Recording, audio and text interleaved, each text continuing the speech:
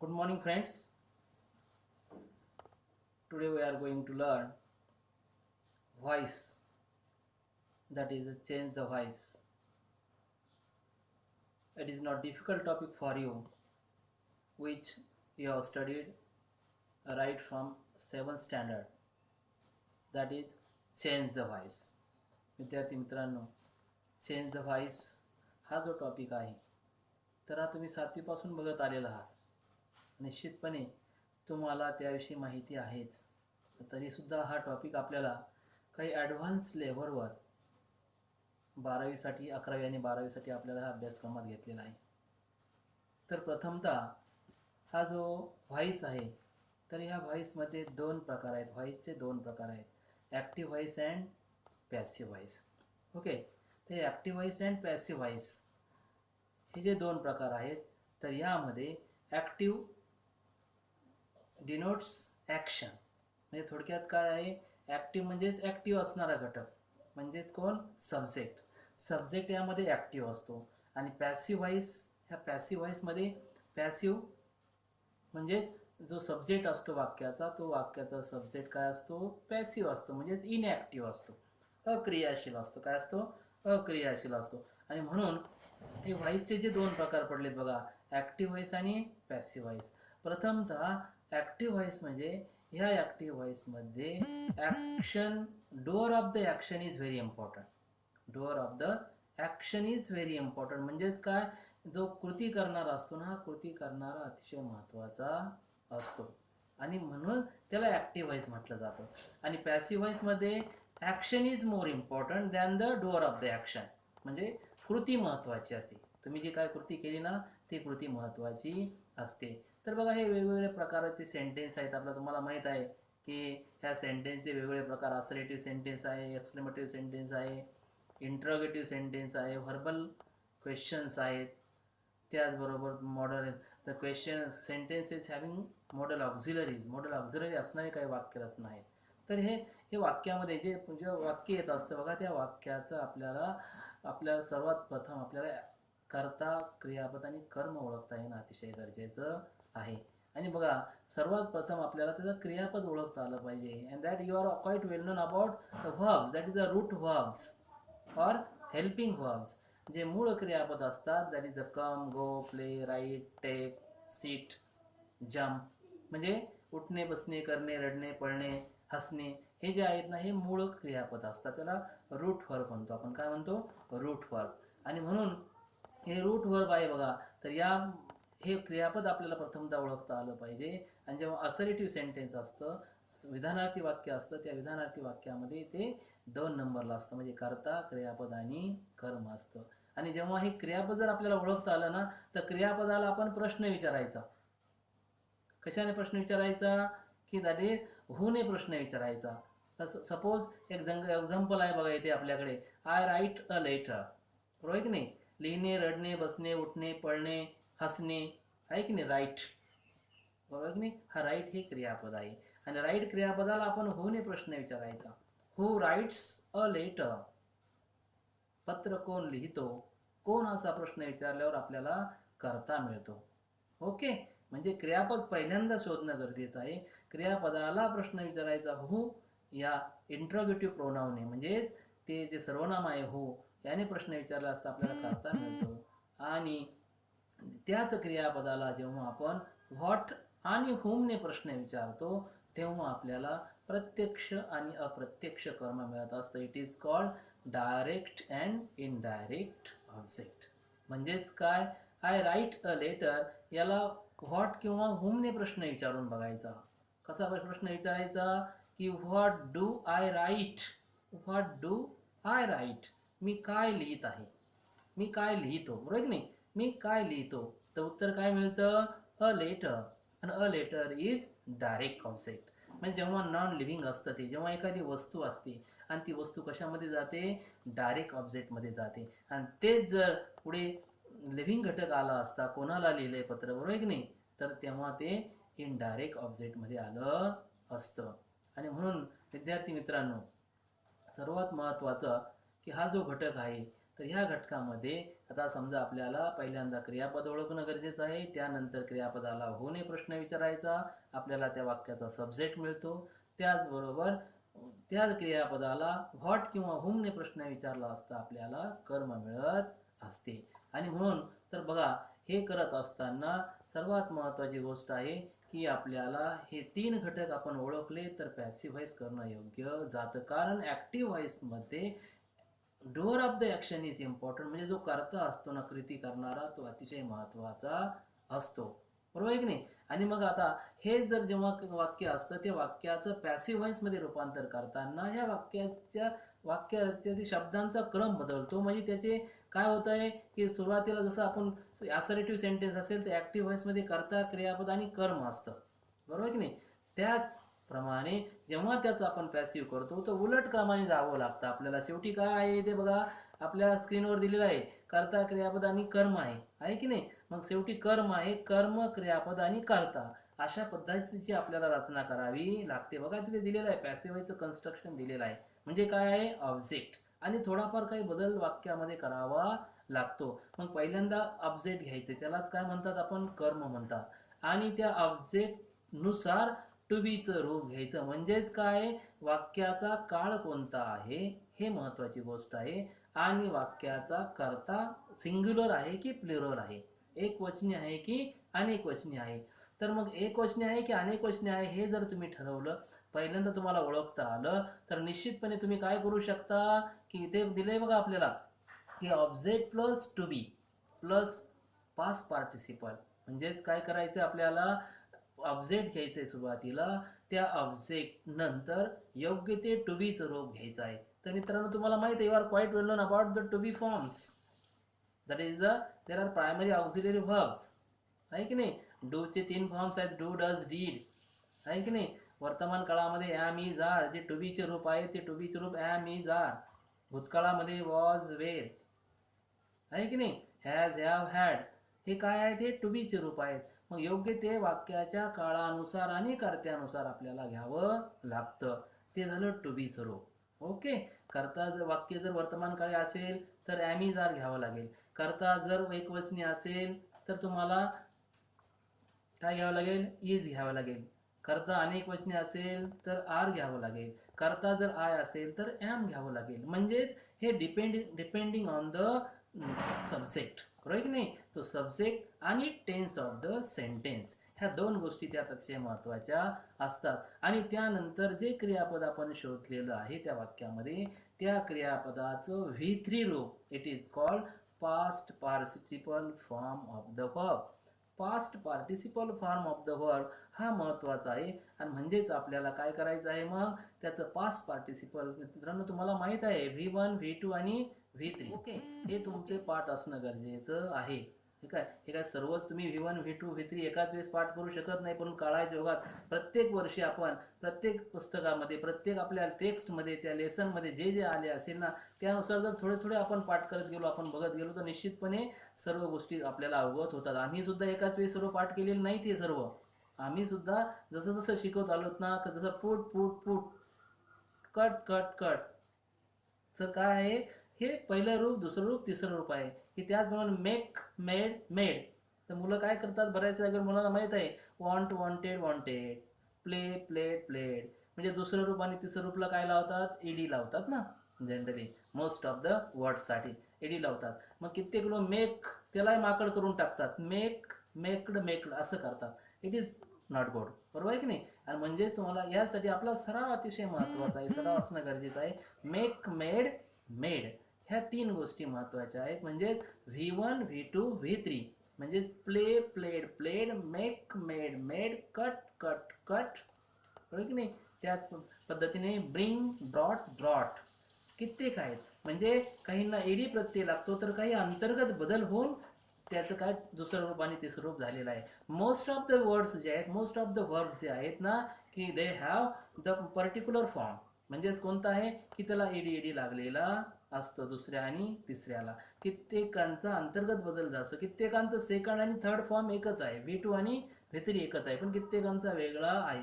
म्हणजे हे आता प्रत्येक गोष्ट तुम्हाला सांगू शकू का आम्ही? नाही, हे तुम्हाला सरावानीच आहे. तुम्ही पाठांतर केलं पाहिजे, तुम्ही लक्ष ठेवलं पाहिजे की आपण हे करू शकतो. म्हणून विद्यार्थी मित्रांनो काय आहे, ह्या पॅसिव्ह व्हॉइस करत असताना आपण ॲक्टिव्ह व्हॉइस सेंटेन्समध्ये आपण कर्ता क्रियापद कर्म ओळखलेलं आहे. नंतर आपल्याला उलट दिशेने जायचं आहे. पहिल्यांदा कर्म घ्यायचं आहे. कर्म घेतल्यानंतर टू बीचं योग्य ते टू बीचं रूप घ्यायचं आहे. टू बीचं रूप नंतर त्या क्रियापदाचं काय आहे, पास्ट पार्टिसिपल रूप घ्यायचं आहे. आणि नंतर बाय घेऊन कर्ता घ्यायचा आणि कर्ता किंवा कर्त्याची काय घ्यायची, द्वितीया घ्यायची. आता कर्ता कोणता आहे, समजा कर्ता ही असेल, काय असेल, ही, तर कर्त्याची द्वितीया ही मिळते. तर तुम्हालाही वर्गामध्ये आम्ही लिहून दिलं आहे की ज्यावेळेस हे जे विभक्तीचे रूप आहेत बघा, का म्हणजे I, me, my, we, us, our, he, him, his, she, her, her, they, them, their. Okay, हे जे रूप आहेत ना, हे रूप तुम्हाला माहिती असलं पाहिजे. क्रियापदा म्हणजे कर्ता हा तो जसाच तसा न घेता त्याची काय करावी लागते, द्वितीया घ्यावी लागते. राम असेल तर राम घ्यावं लागेल, श्याम असेल तर श्याम घ्यावं लागेल. परंतु त्या जर प्रोनाउन वापरलेला असेल, काय ही वापरलेला असेल, सी वापरलेला असेल, तर त्या जागेवर काय घ्यावं लागतं आपल्याला, निश्चितपणे आपल्याला त्याचं रूप घ्यावं लागतं. म्हणजेच दुसरं आणि त्याचं द्वितीया त्याची आपल्याला घेणं गरजेचं असतं. So let's go to passive voice. तर अशा पद्धतीने बघा, पहिल्यांदा आपण काय केलेलं आहे, ऑब्जेक्ट आपल्याला मिळालं आहे. म्हणून आता काय आहे, अ लेटर हे ऑब्जेक्ट आहे. ओके, अ लेटरने सुरुवात करूया आपण. सुरुवातीला ऑब्जेक्ट आहे, सूत्रानुसार बघा आपल्या स्क्रीनवर दिसतंय ऑब्जेक्ट अ लेटर आहे. Okay, a letter. त्यानंतर दिलेलं वाक्य कोणत्या काळात आहे, I write a letter, simple present tense आहे. ओके, सिम्पल प्रेझेंट टेन्स आहे म्हणजेच वर्तमान काळातील आपल्याला सहाय्यकारी क्रियापद वापरावे लागतील, टू बीचे रूप वापरावे लागतील. म्हणजेच कोणते, ॲम, इज, आर. अ लेटरच्या पुढं तर ॲम येणार नाही, बरोबर की नाही, इज आणि आर. मग आता इज आणि आर घेत असताना आपल्याला विचार करावा लागेल की अ लेटर हे सिंग्युलर आहे का प्लुरल आहे, बरोबर आहे की नाही. ते सिंग्युलर असेल तर इज घ्यावं लागेल, सरळ सरळ, म्हणजेच अ लेटर इज. ओके, त्यानंतर सूत्र काय सांगतं आपलं, क्रियापदाचं तिसरं रूप पी पी, दॅट इज व्ही3. व्ही3 घ्यायचं म्हणजेच कशाचं, राईटचं व्ही3 घ्यायचं आहे. राईटचं व्ही3 काय आहे, राईट, रोट, रिटर्न. म्हणजेच काय, रिटर्न हे व्ही3 आहे. बघा, अ लेटर इज रिटर्न इथपर्यंत आलेलो आहे आपण. आणि जेव्हा पॅसिव्ह व्हॉइसमध्ये जेव्हा आपल्याला कर्ता जोडायचा असेल ना, तो करता, कारण आता इथे कर्म महत्त्वाचं झाले, काय महत्त्वाचं आहे, अ लेटर महत्त्वाचं आहे, बरोबर की नाही. अ लेटरला जास्त महत्त्व आलेलं आहे, ॲक्शनला महत्त्व आलेलं आहे आणि करता पुढे ढकलले गेलेला आहे. म्हणजे तो जोडत असताना बाय घ्यायचा आहे. आणि बाय नंतर जर नाम असेल, त्या व्यक्तीचं नाव असेल, राहुल असेल, सुनीता असेल, अनिता असेल, राजू असेल, कविता असेल, तर ते नाव घ्यावं लागेल, बरोबर की नाही. पण ते जर नाव नसेल तर निश्चितपणे आपल्याला त्या, जर सर्वनाम असेल तर सर्वनामाची द्वितीया घ्यावी लागेल. यासाठी मी तुम्हाला सांगितले की आय, मी, माय, वी, असवर हे पाठ करावं लागेल, बरोबर की नाही. हे पाठ केल्यानंतर तुम्हाला हे लक्षात येईल की आपल्याला याचं द्वितीया वापरावी लागते. म्हणून a letter is written by me. Okay, या जागेवर जर ही राईट्स अ लेटर असतं, काय, ही राईट्स अ लेटर, तर इथे अ लेटर आलेलं आहे. अ लेटर राईट्स वर्तमान काळी आहे, तर काय येणार, इजच येणार, बरोबर की नाही. म्हणजे a letter is written by, इथे ही असेल तर ही येणार, बरोबर की नाही. म्हणजे काय आहे तिथे, या इथे काय म्हटलंय तुम्हाला, बरोबर की नाही.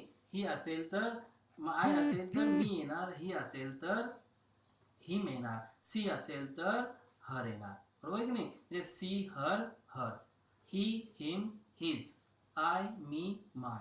आणि म्हणजे अशा पद्धतीने इथे काय घेतलं आपण, मी घेतलेलं आहे. तर म्हणून बघा मित्रांनो, हे ॲक्टिव्हचे पॅसिव्ह करताना म्हणजेच ह्या रूपांतर करत असताना आपल्याला ह्या गोष्टी महत्त्वाच्या आहेत. बघा इथे दिलं आहे तुम्हाला, आता मी जे सांगितलंय ते इथे दिलेलं आहे. म्हणजे काय दिलं इथे बघा, यामध्ये आय, मी, आय आणि मी, म्हणजे I, me, my, we, us, our, you, your, he, him, his आणि सी, हर, हर. या पद्धतीने it, its, they, them, their, Ram असेल तर राम, डॉक्टर असेल तर डॉक्टर, श्याम असेल तर श्याम. या पद्धतीने आपल्याला तिथं बदल करावा लागेल. आणि म्हणून हा नियम तुम्ही लक्षात घ्या मित्रांनो, लिहून घेऊ शकता की कर्तरी प्रयोगातील कर्म कर्मणी प्रयोगात कर्ता बनतो व कर्ता कर्म बनतो. कारण कर्तरी प्रयोगामध्ये काय असतं ते डोअर ऑफ द ॲक्शन महत्त्वाचा असतो, म्हणून ते सुरुवातीला असतो आणि नंतर आता कर्म शेवटी असतं. आता कर्म सुरुवातीला येतं म्हणजे तो कर्ता बनतो, बरोबर आहे की नाही. तो काय बनतो, कर्ता बनत असतो, त्याला जास्त महत्त्व आलेलं असतं आणि जो कर्ता असतो मूळचा तो कर्माच्या जागेवर ढकलला जातो, म्हणजेच त्याला कमी महत्त्व प्राप्त होतं. कर्तरी प्रयोगातील मुख्य क्रियापद ज्या काळाचे असेल त्या काळाचे टू बीचे रूप वापरून क्रियापदाचे तिसरे रूप आपल्याला घ्यावे लागते. तिसरा नियम सांगितलाय त्यांनी आपल्याला, चालू काळासाठी जर चालू काळ असेल, I am writing a letter असं जर असेल तर त्यावेळी मात्र टू बीचं रूप आहे ना एम इज आर जे आहे, तर त्या जागेवर तुम्हाला बीइंग घ्यावं लागेल, कारण काळ तोच चालू आहे. आणि तर पूर्ण काळासाठी बीइंग घ्यावं लागेल. जसं एम इज आर आहे, वॉज वेअर आपण घेतो की नाही, त्या जागेवर तुम्हाला काय करावं लागेल, बीइंग घ्यावं लागेल. चालू काळ जर असेल, चालू वर्तमान काळ असेल तर बीइंग रिटर्न होणार. A letter is being return by me, a letter was being written by me, त्या पद्धतीने, बरोबर की नाही. आणि पूर्ण काळामध्ये हॅज बीन, हॅव बीन या पद्धतीचे वाक्यरचना असते. त्याचबरोबर चौथा जर प्रकार तुम्ही पाहिला मित्रांनो, तर यामध्ये काय म्हटलंय आपल्याला इथे,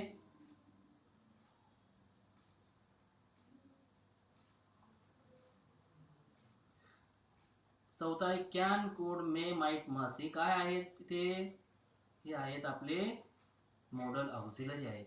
आणि जेव्हा वाक्यामध्ये मॉडल ऑक्झिलरी असेल, काय असेल, मॉडल ऑक्झिलरी असेल, त्यावेळी कॅन, कुड, मे, माईट, मस्ट, शाल, शुड, वुड अशी सहाय्यकारी क्रियापदे असल्यास त्यापुढे बी ठेवून क्रियापदाचे तिसरे रूप वापरावे. हे नियम आहेत बघा. या नियमानुसार आपण वाक्य नंतर बघणार आहोत. कर्तरी प्रयोगातील कर्त्याला कर्म केल्यानंतर त्यापूर्वी बाय हे शब्दयोगी अवयव जोडावे लागते. त्याचबरोबर समवाय चालू भविष्यकाळ, चालू पूर्ण वर्तमान काळ व उद्गारवाचक वाक्याचा व्हाईस बदलत नाही. लक्षात ठेवा, सेंटेन्सचे जे 4 प्रकार आहेत त्यातला कोणता आहे, एक्सक्लेमेटरी सेंटेन्स आहे. कोणता, एक्सक्लेमेटरी सेंटेन्स, उद्गारवाचक वाक्य, त्याचा व्हाईस बदल करता येत नाही. उद्गारवाचक कोणतं मग, how beautiful you are, what how stupid he is, what a great picture it is, आहे की नाही. म्हणजे हे जे आहेत ना एक्सक्लेमेटरी सेंटेन्सेस आहेत, याचा व्हाईस बदलता येत नाही. तसेच चालू भविष्यकाळ आहे, म्हणजेच I will be writing a letter किंवा चालू पूर्ण वर्तमान काळ आहे आणि उद्गारवाचक वाक्य आहेत, याचा काय करता येत नाही, आपल्याला बदलता येत नाही. म्हणून वाक्याच्या प्रकारानुसार ॲक्टिव्ह व्हाईस आणि पॅसिव्ह व्हाईस करण्याचे आपल्याला काय केलं, आपण इथे काही इथे नियम दिलेत बघा. आणि म्हणून हेच वाक्य बघा काय आहे, वर्तमान काळात ॲक्टिव्ह व्हायचं आहे राईट अ लेटर, तेच भूतकाळामध्ये आय रोट अ लेटर, आणि भविष्यकाळामध्ये काय बनतं, I shall write a letter. त्याचा जेव्हा पॅसिव्ह व्हाईस आपण करतो तर तेच a letter is written by me, a letter is, letter, a letter object आहे, इज टू बी स्वरूप आहे, रिटर्न V3 आहे आणि कर्ता जोडण्यापूर्वी बाय घेतलं जातं. तेच भूतकाळामध्ये काय बनतं, राईटचं रोड बनलेलं आहे क्रियापद, ओके. आणि आता तेच पॅसिव्ह व्हाईस मध्ये ॲमिजार वर्तमान काळात घेतले टू बी स्वरूप, भूतकाळामध्ये काय घेणार आपण, वॉज किंवा वेर. वॉज घ्यायचं तर वेर कशावर डिपेंड आहे, कर्त्यावर. कर्ता कोणता आहे, अ लेटर. इथे अ लेटर कर्ता बनला ना वाक्याच्या सुरुवातीला आलेला, म्हणून अ लेटर आहे, अ लेटर एक वचनी आहे म्हणून वॉज घेतलेला आहे, बरोबर की नाही. त्याचप्रमाणे भविष्यकाळामध्ये तेच वाक्य काय बनलेलं आहे, I shall write a letter, आणि त्याचं काय होतं, I letter will be return by me. Letter राहिलेला आहे शब्द तिथे, अ लेटर विल बी, शाल आणि will, okay. I I I नंतर शाल वापरलं जातं, आय आणि वी नंतर शाल वापरण्याची प्रथा आहे, बरोबर नाही. आता सध्या ते वापरत नाहीत, परंतु आणि म्हणून हे शालचं विल केलेलं आहे, ओके. म्हणजेच एकच आहे ते, शाल किंवा विल. म्हणून a letter will be, a letter shall be असं वापरणं योग्य होत नाही, म्हणून a letter will be, will नंतर काय घेतलं, हे बी टू बीचं, रिटर्न V3 आहे आणि बाय मी. तर या पद्धतीने मित्रांनो हे वेगवेगळे काळ आहेत इथे तुम्हाला. चालू वर्तमान काळ आहे, आत्ताच आपण पाहिलं, जर चालू वर्तमान काळ असेल तर यानी जार ला जोडून काय घ्यायचं आहे, बीइंग घ्यायचं आहे. काय, being. I am writing a letter, हेच वाक्य काय होतं आहे, अ लेटर काय आहे, ऑब्जेक्ट आहे, ओके. त्यानंतर टू बीचं रूप घेणं, करता नियम काय सांगतो, टू बीचं रूप घ्यायचं आहे. वाक्याचा काळ कोणता आहे, वर्तमान काळ आहे. काय घेतलं आपण, ॲमिजार पैकी इज घेतलं, ओके. आणि चालू काळ आहे, आणि चालू क्रिया दर्शवण्यासाठी काय घेतात मग बीइंग घेतो आपण, इज बीइंग. आणि V3 आहे रिटर्न बाय, आणि मी काय आहे कर्त्याची द्वितीया. म्हणजे सर्वात महत्त्वाची गोष्ट तुम्हाला हे सूत्र माहिती असणं गरजेचं आहे. सर्वात महत्त्वाचं की ॲक्टिव्ह व्हॉइसमध्ये कर्ता क्रियापद आणि कर्म अशी वाक्यरचना असते. ओके, असर्टिव्ह सेंटेन्स असेल तर त्यामध्ये त्याचं पॅसिव्ह करत असताना ते जे सूत्र आहे की ऑब्जेक्ट प्लस टू बी चे रूप प्लस V3 किंवा त्याला पास्ट पार्टिसिपल म्हणतो, आणि नंतर बाय आणि कर्ता किंवा कर्त्याची द्वितीया, हे माहिती असणं गरजेचं आहे. आणि मग अंतर्गत होणारे बदल काय आहेत, काळानुसार होणारे बदल आहे. ओके, चालू वर्तमान काळ असेल तर इज बिंग येणार, एम बिंग येणार, आर बिंग येणार.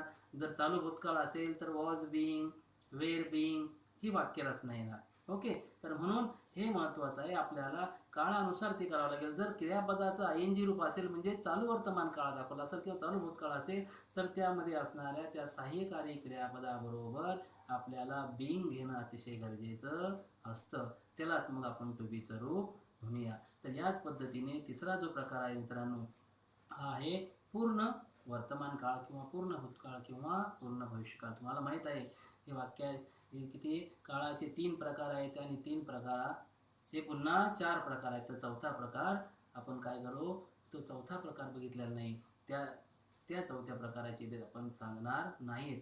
कारण इथे जे 3 प्रकार आहेत ॲक्टिव्ह आणि पॅसिव्ह व्हॉइस करत असताना बघा कोणता आहे काळ हा, I have written a letter. वाक्यामध्ये हॅज किंवा हॅव आणि PP V3 असेल तर तो काळ पूर्ण वर्तमान काळ असतो, बरोबर की नाही. पूर्ण वर्तमान काळाचं सूत्र काय आहे, subject plus has or have plus V3 plus object, बरोबर की नाही. हॅज किंवा हॅव आणि V3 आलं ह्या वाक्यात बघा निश्चित दिसतंय. आय नंतर काय आहे हॅव, आणि रिटर्न हे काय आहे राईट रोट रिटर्न V3 आहे, बरोबर आहे की नाही. आणि म्हणून काय आहे ते पूर्ण वर्तमान काळ आहे. आणि आपण अगोदरच पाहिले पूर्ण वर्तमान काळ असेल तर ॲम इज आर न घेता बीन घ्यावं लागतं. काय घ्यावं लागतं, बीन. जसं साध्या वर्तमान काळामध्ये आपण ॲम इज आर सांगितलंय, भूतकाळात साध्या भूतकाळात वॉज वेअर सांगितलं. ओके, आणि भविष्यकाळामध्ये बी घेतलंय, विल बी शाल बी. त्याच पद्धतीने चालू वर्तमान काळामध्ये काय पाहिले आपण, am is are plus being चालू वर्तमान काळामध्ये.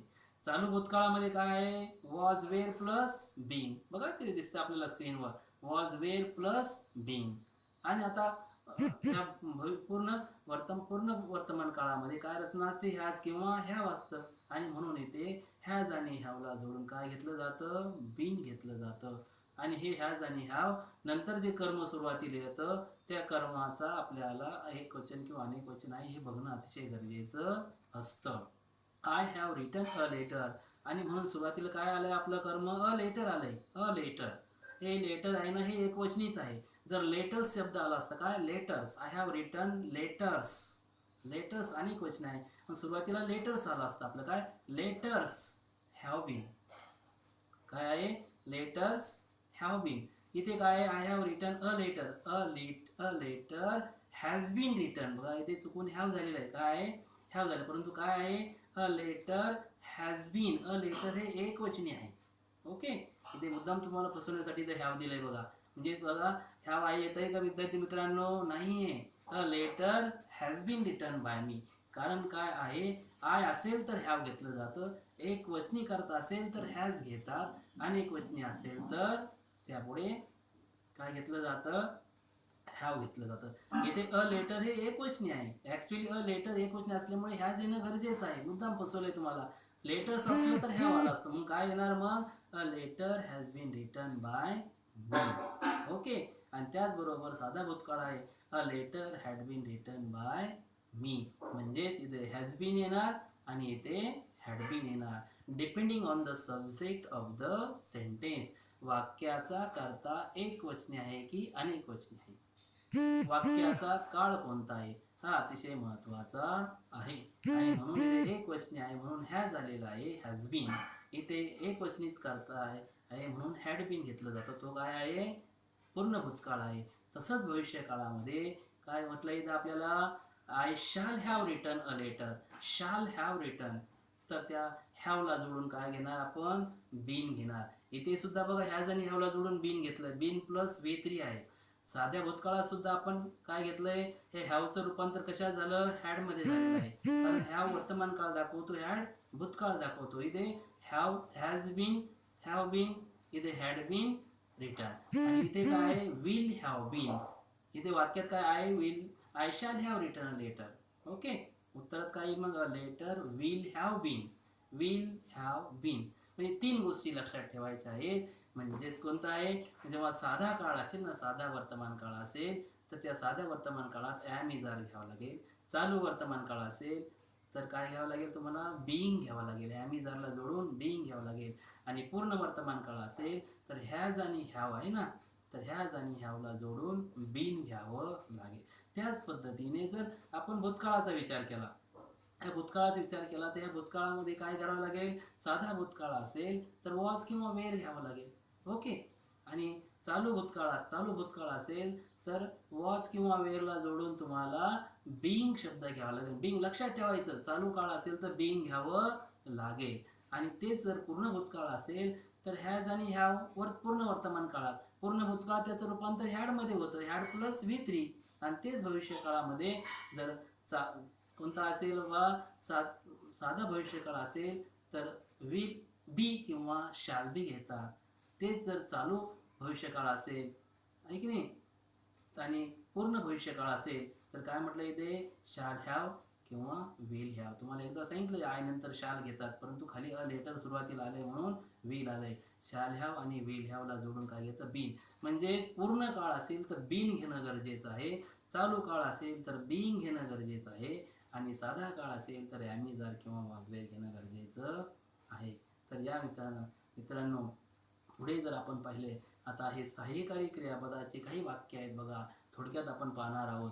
तर हे सहाय्यकारी क्रियापदाचे काही वाक्य, त्यामध्ये बघा, I can write a letter. आता आपण हे वाक्य, ते सेम वाक्य घेतले आपण बरोबर सोपं जाण्यासाठी. अ लेटर कर्म आहे, राईट क्रियापद आहे, आणि कॅन हे काय आहे, सहाय्यकारी क्रियापद आहे. तुम्हाला माहित आहे, you are quite well known about that. कोणतरी कॅन, कोड, शाल, शुड आहे की नाही, वेल, वोट, हे काय आहे, ते सहाय्यकारी क्रियापद आहे. आणि so we have to take can plus B.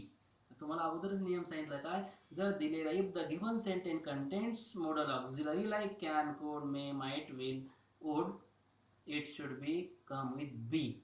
Okay, it should be preceded by, it should be followed by be. त्यानंतर काय घेतलं जातं, बी घेतलं जातं. म्हणून अ लेटर कर्म आहे, अ लेटर. त्यानंतर दिलेल्या वाक्यात जे सहाय्यकारी क्रियापद आहे तेच घ्यायचं, लक्षात ठेवा. कॅन असेल तर कॅनच, त्याचं कोड करायचं नाही. विल असेल तर विलेज घ्यायचं, त्याचं कोड करायचं नाही. आणि म्हणून अ लेटर घेतलं आपण. नंतर कॅन आहे ते कॅन तसंच तसं घ्यायचं आहे, आणि त्या कॅनला जोडून बी घ्यायचं आहे. टू बीचं रूप सूत्र काय सांगतं आपलं, कर्म अधिक टू बीचं रूप अधिक V3 नंतर बाय आणि कर्त्या किंवा कर्त्याची द्वितीया. आणि म्हणून अ लेटर सूत्रानुसार घेतलंय. नंतर दिलेल्या वाक्यात जे मॉडल ऑक्झिलरी कॅन, ते कॅन जसंच तसं घेतलेलं दिसतं की नाही. आणि नंतर टू बीचं रूप बी, म्हणजे हे बी घ्यायचं, म्हणजे can be, could be, shall be, will be आणि V3. सोपं आहे बरोबर की नाही. त्याचबरोबर आणखी काही वाक्य आहेत बघा इथे. काय, he must wash your clothes. कोणता आहे करता, यू. मॉडल ऑक्झिलरी कोणते आहे, मस्ट. नंतर वॉश, येणे, पळणे, रडणे, बसणे, धुणे आहे की नाही, वाळवणे, फेकणे, वॉश. म्हणजे हे वॉश हे काय आहे, त्याचं क्रियापद आहे. आणि युअर क्लोथ्स काय आहे, म्हणजे वॉश याला जर प्रश्न विचारला, हू मस्ट वॉश युअर क्लोथ्स, मिळतो आपल्याला करता यू, बरोबर आहे की नाही.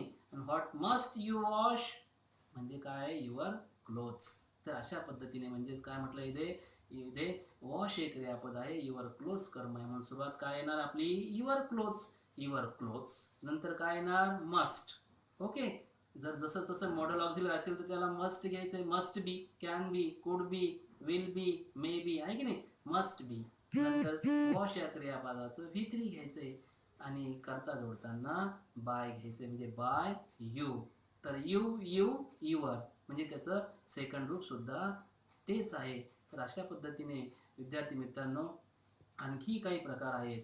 जर समजा हा आज्ञार्थी वाक्य आहे, हे आज्ञार्थी वाक्य आहे बघा, राईट अ लेटर. जेव्हा वाक्यात दिलेलं तुम्हाला आज्ञार्थी वाक्य येतं ना, आज्ञार्थी वाक्य म्हणजे काय, क्रियापदाने सुरुवात होणारं वाक्य. The sentence which begins with verb. बरोबर आहे की नाही. मग त्यावर मग कमांड असेल तुमची किंवा ऑर्डर दिलेली असेल, राईट अ लेटर, पत्र लिहा, म्हणजेच राईट हे क्रियापद आहे, क्रियापद आहे सुनार असेल तर त्याचा पॅसिव्ह करताना सूत्र वेगळं आहे. ते सूत्र आहे let plus object plus to be plus V3. म्हणजे त्याच वाक्याची सुरुवातीला लेट घ्यावं लागतं. बाकीचं सूत्र पहिल्याप्रमाणेच आहे. म्हणजेच काय, कर्म टू बीचं रूप V3 आणि काय कर्म वगैरे जोडायचं असेल तर, म्हणजे करता जोडायचं असेल तर बाय घेऊन करता जोडणार. पण राईट अ लेटर इथे करताच नाही आहे. You write a letter actually main sentence काय आहे, यू राईट अ लेटर. पण यू राईट अ लेटर दिलं आहे का, नाही. यू राईट अ लेटर असं म्हटलं तर ते असर्टिव्ह सेंटेन्स होईल. कोणतं होईल, विधानार्थी वाक्य होईल. हे आपल्याला आज्ञार्थी वाक्य, आणि आज्ञार्थी वाक्याची सुरुवात कशाने होते, क्रियापदाने. म्हणून राईटने सुरुवात झाली, करता दिलेलाच नाही. करता दिलेला नाही तर बाय घ्यायची गरज आहे का आपल्याला, नाही. बाय घेऊन करता घ्यायची गरज नाही. मग काय, कर्म, कर्म आणि क्रियापद आहे. मग अशा वेळी लेटने सुरुवात करायची. पहिल्यांदा लेट घ्यायचं, नंतर कर्म घ्यायचं, लेट अ लेटर, आणि बी, बी रिटर्न. काय, be return. Let a letter be return. हे काय आहे, त्याचं पॅसिव्ह व्हॉइस आहे. त्यानंतर दुसरा जो आहे शट द डोर. काय आहे, शट द डोर. सांगा बरं तुम्ही आता हे शट द डोरचं काय होईल, म्हणजे काय करावं लागेल आपल्याला, शट द डोर हे काय आहे, तुम्हाला आज्ञार्थी वाक्य आहे. आज्ञार्थी म्हणजेच कोणतं, इम्पेरेटिव्ह सेंटेन्स आहे. आणि इम्पेरेटिव्ह सेंटेन्स आहे बघा, हे इम्पेरेटिव्ह सेंटेन्स म्हणजे आपल्याला शट क्रियापद आहे, द डोर कर्म आहे. ओके. मग सुरुवातीला लेट घ्यावं लागेल, लेट घेऊन द डोर हे कर्म घ्यावं लागेल, लेट द डोर, नंतर be, let the door be shut, shut shut shut. हे तिसरंही रूप त्याचं तेच आहे, V3 आहे.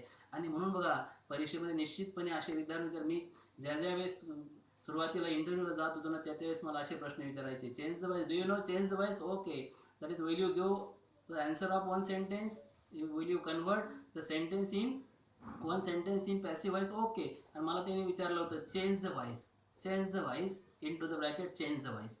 चेंज द व्हॉइस या शब्दाचा काय करा, व्हॉइस चेंज करा. चेंज हा हे काय आहे, क्रियापद आहे, बदल करणे, बरोबर की नाही. चेंज म्हणजे क्रियापदाने सुरुवात होणारं वाक्य कोणतं आहे, आज्ञार्थी वाक्य आहे. आणि आज्ञार्थी वाक्याची मग पॅसिव्ह करताना आपल्याला काय घ्यावं लागेल, लेट घ्यावं लागेल. काय, लेट. तर त्यावेळेस मी सांगितलेलं होतं काय, let the voice be changed. Change the voice, the voice काय आहे, ऑब्जेक्ट आहे. मग ऑब्जेक्ट घ्यावं लागेल ना, लेट नंतर ऑब्जेक्ट काय येणार, the voice, let the voice. आणि बी घ्यायचं, काय, बी. आणि चेंज या क्रियापदाचं V3 काय होतं, changed. Let the voice B change. तर अशा पद्धतीने बघा, हे जे वाक्य आहेत बघा, आपण पाहिलेत, हे shut the door, write a letter, change the voice, अशा प्रकारचे अज्ञार्थी वाक्य परीक्षेमध्ये विचारले जातात. आणि म्हणून विद्यार्थी मित्रांनो, आज आपण थोडक्यात चेंज द व्हॉइस हा टॉपिक आपण पाहिलेला आहे. तर ओके, अशा प्रकारे नंतरच्या व्हिडिओमध्ये भेटूया आपण. See you in the next video. Thank you.